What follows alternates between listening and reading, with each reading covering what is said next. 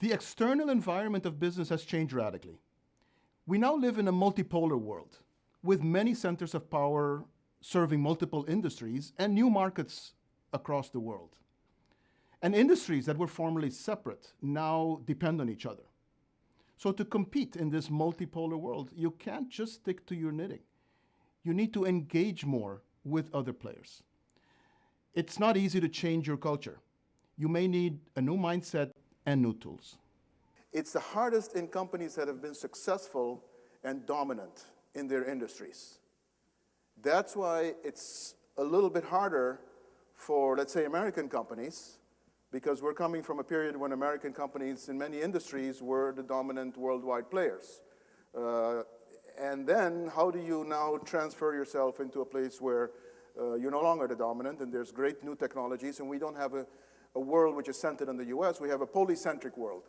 We have a multipolar world. There are many more sources of technology and of competitive assets and obviously of governments that help other companies that make it so that you need to be open to the outside.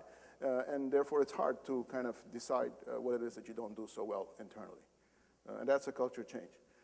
It happened, frankly, again with Xerox, the hard way. They almost died. They almost died again later on, but they almost died in the early 80s when the Japanese came up with technology for plain paper copying that was cheaper, smaller, faster, so that you didn't have to have these large machines that needed to be leased, but you could buy your own little copier, like we do now. And that technology was developed in Japan. Canon was one of the leading technology developers of that. And frankly, it was only because Fuji Xerox was located in that ecosystem that it was able to get the same pieces of the puzzle and develop that technology, and it took a while to convince the mother company that they had to adopt some of these different technologies and small machines, and frankly, a whole quality management system that came out of Japan was adopted by Xerox only after Xerox almost died, in the 1980s. So sometimes it takes a hard landing. IBM is the same thing.